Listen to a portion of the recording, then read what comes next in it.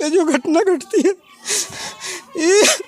ये अत्यंत दुखद है। सरकार इस पर सोचे, इतने संवेदनशील मामले पर सरकार नहीं सोचती है।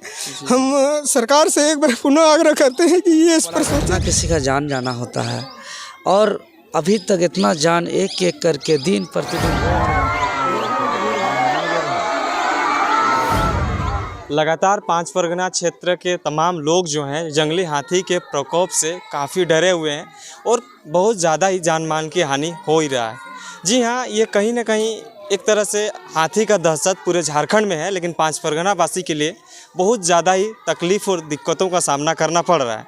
ऐसा क्यों हो रहा है? वन विभाग की क्या लापरवाही रह रही है?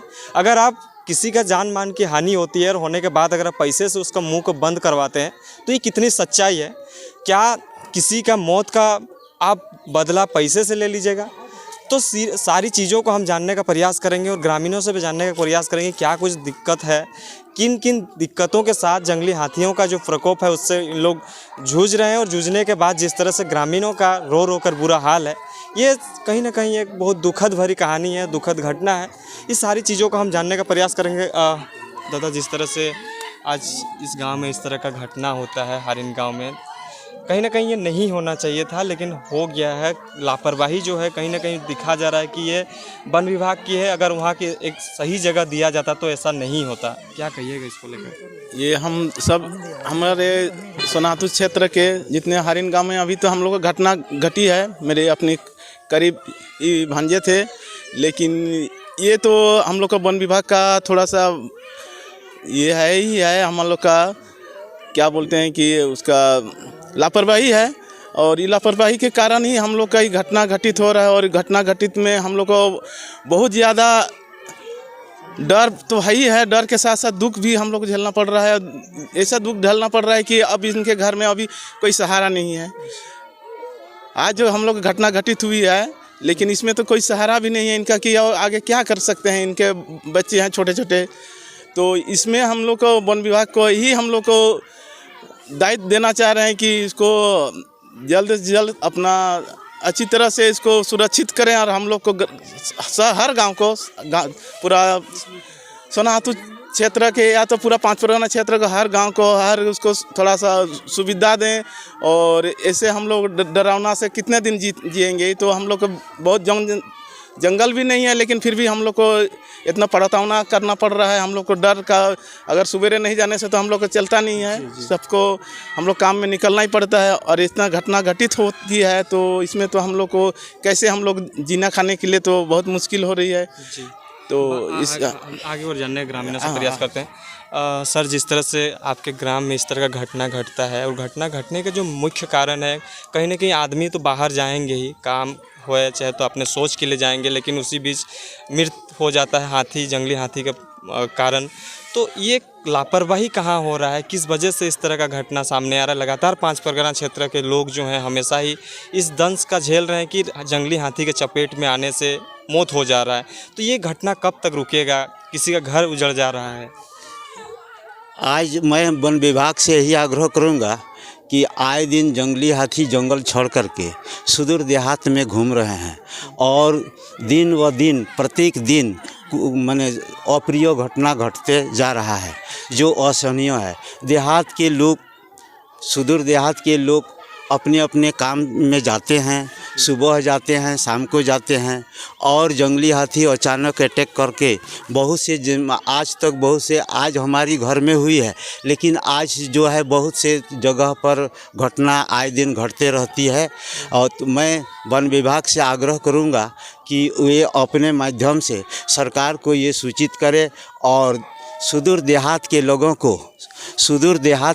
को इसके लिए सदा के लिए जो है इस आतंक से निपटारा करे, ताकि जो है लोग स्वच्छता से अपना परिभ्रमण करे और अपना काम धंधा करे, ताकि निर्भय रहे। और इसके लिए जो है मैं वन विभाग की ओर से कहूँगा कि वे सरकार को ऐसा आग्रह करे कि कोई एक बड़े वन भूमि को अपना उसका एक चारागाह बना करके, बाउंड्री बना करके अगर इन हिंसक पशुओं, आज तो ये शाकाहारी है लेकिन हिंसक पशु के रूप में उभर आया है, इनको अगर वहाँ पर रखा जाए तो सदा के लिए हम कहेंगे कि हमारी समस्या निपटान हो सकती है। और आज जो सरकार माने मुआवजा निर्धारित किया है, इतनी बड़ी बड़ी दुखद घटना के लिए वे बहुत ही अल्प रकम है। कारण कि उनके जो व्यक्ति जो है इन माने पशुओं के शिकार हो जाते हैं, उनके आश्रय में बहुत से छोटे बड़े माँ बाप अपना छोटा छोटा बच्चा बुतरू बहुत से आश्रित रहते हैं, जो बेसहारा हो जाते हैं। उनके लिए जो है भरण पोषण का एक निर्धारित स्थायी रूप से व्यवस्था करे, यही मेरा वन विभाग को आग्रह है ताकि सरकार को पहुंचा सके। जी दादा, कितना तकलीफ होता है गांव देहात में रहना, जिस तरह से हाथियों का प्रकोप से आज आपके इस क्षेत्र का एक व्यक्ति का मौत हो जाता है। काफ़ी दुखद घटना है कि इस तरह से अप्रिय हो जाता है, अचानक से हो जाता है और अचानक होने के बाद अब मुआवजा दे के मुँह बंद करा दिया जाता है, लेकिन उस बात को नहीं किया जाता है कि इसको एक स्पेसिफिक एक सही जगह पे रखा जाए। हाथियों को ही अगर एक सही जगह पे रखा जाएगा तो इस तरह का घटना नहीं होगा। क्या लापरवाही रह रही है जिस वजह से लगातार जान माल की हानि हो रही है? देखिए, सबसे पहले तो हम बोलना चाहेंगे कि मेरे जो भाई हैं उनको हम ईश्वर से प्रार्थना करेंगे कि उनको शांति मिले। और ये जो वन विभाग हैं या जो सरकार है, सरकार वन्य प्राणियों के संरक्षण के लिए नियम बना रखी है, क्योंकि ये जो विविधता वाले प्राणी हैं ये भी कहीं न कहीं संसाधन के रूप में हम लोग देखते हैं। और इस पृथ्वी में सभी जीवों का रहना भी अति आवश्यक है, ये सर्वविदित है, उसके लिए नियम बना रखी है। परंतु ये भी है कि उसके ये पर किसी की जान की कीमत पर हम लोग उसकी मतलब सुरक्षा का कितना दंश झेलते रहेंगे। जब हम वन्य प्राणी हैं, इनका सुरक्षा के लिए ही करेंगे तो इसके लिए राष्ट्रीय उद्यान, वन्य जीव अभ्यारण्य, ये सब की बहुत सारी व्यवस्थाएँ हैं। ये वहाँ से चल के अभ्यारण्य से बाहर आते हैं और मैदानी भाग में जहाँ हम आम जनताओं का बसाव है, इस जगह में आके जब इस तरह के जान माल को क्षति पहुंचाते हैं तो ये बहुत ही दुखद और असहनीय पीड़ा होती है। और किसी को जान पर खेल कर किसी अन्य जीवों की सुरक्षा करना बहुत ही दुखद स्थिति है। हम लोग अपनी मतलब इस घटना को सरकार के सामने या आम जनता के सामने हम लोग कैसे व्यक्त कर पाएंगे इस घड़ी में। और साथ ही साथ हम लोग वन विभाग से या आम जनों को भी हम आग्रह करना चाहेंगे कि सभी मिलजुल के सरकार को इस पर कान खोलें।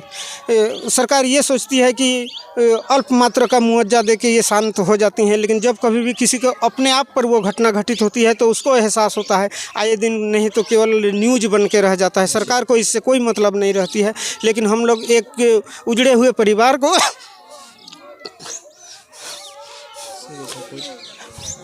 ठीक है, हम लोग आपकी बातों को पहुंचाने का काम करेंगे। इस न्यूज़ चैनल के माध्यम से हम ये बताना चाहते हैं कि वो अविलंब सरकार इस पर कुछ ठोस पहल करे और ये जो क्षेत्र है मानव बसाव का, इस क्षेत्र से उन लोग को अन्य जगह में ले जाएं। सरकार बोलती है कि हम लोग ये खदेड़ने वाले की टीम रखे हैं, लेकिन उसके लिए भी कोई व्यवस्था नहीं है और हम लोग उतने विकास की ओर अग्रसर नहीं है कि हम लोग ये सब व्यवस्था घर में है। अपने रोजी रोजगार के लिए सुबह में जाते हैं, शाम में आते हैं, या सोच वगैरह जो भी काम के लिए हम लोग सुबह में जाते हैं। इस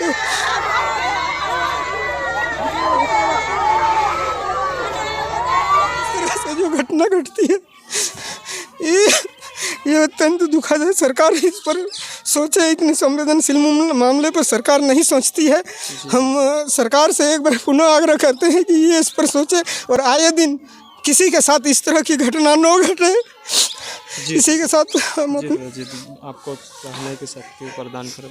सब होते रहता है दादा। देखिए, बात को हम लोग आगे रखने की कोशिश कर रहे हैं, कोई बात नहीं दादा, थोड़ा सा धैर्य रखिए। देवेंद्र जी, जिस तरह से आज इस 5 परगना की इस पावन धरती पे जिस तरह से लोग मातम का दिन जी रहे हैं, हाथियों का प्रकोप लगातार बढ़ते जा रहा है। लगातार आप तो आंदोलन करते ही हैं, लेकिन आज इस विकट परिस्थिति में इन परिवार के साथ कैसे खड़ा रहिएगा? लोग रोते रहेंगे क्या? सरकार, नेता मंत्री सब चुप हैं, क्या बोलिएगा इसको लेकर? देखिए, यह क्षेत्र बहुत ही शांतिप्रिय क्षेत्र था लोग बहुत ही निर्भीक होकर के निडरता से अपना जीवन व्यतीत करते थे। दिन हो या रात हो जंगल झाड़ में जाते थे, टाँट टिकर में घूमते थे। खुद हम अपना रात 12-1 बजे तक हम भी खुद अपना घर में मेरा भैंस काड़ा होता था, हम भी खुद चराए हैं। और इतना ही कम समय के अंतराल में अभी ऐसा स्थिति हो गया है कि पूरे दुनिया के लिए एक 12 घंटा का दिन और 12 घंटा का रात होता है, लेकिन हमारा इस 5 परगना क्षेत्र आज जो यह सोनाहातू प्रखंड का बांकू पंचायत का हारिन गांव में जो हमारा दादा मनोरंजन का आज एक हाथी के चपेट के आने से निधन हुआ, यह बहुत ही पीड़ा और दुखदायक है। वो 40 वर्ष के थे, उनके 2 छोटे छोटे बच्चे हैं।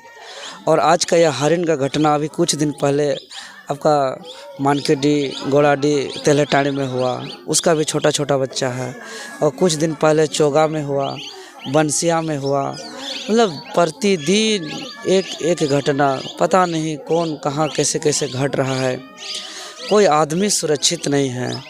लगता है कि सब एक डेंजर लाइफ, एक रिस्क लाइफ, कुछ कहीं जाते हैं तो लगता है कि एक रिस्क जोन है, किसी तरह बच के निकल जाएं। तो कुछ जीवन में कभी कभी जो पल आदमी रिस्क लेता है, वैसा ये पूरा आबादी ले रहा है 5 परगना क्षेत्र का। दिन भर किसान खेत में काम करते हैं, रात में सोते नहीं हैं, नींद नहीं आता है, पहरा देते हैं अपना गांव को। पहले जब स्टार्टिंग में हाथी आते थे तो गांव प्रवेश नहीं करते थे, बाहर निकल जाते थे, समस्या इतना नहीं था।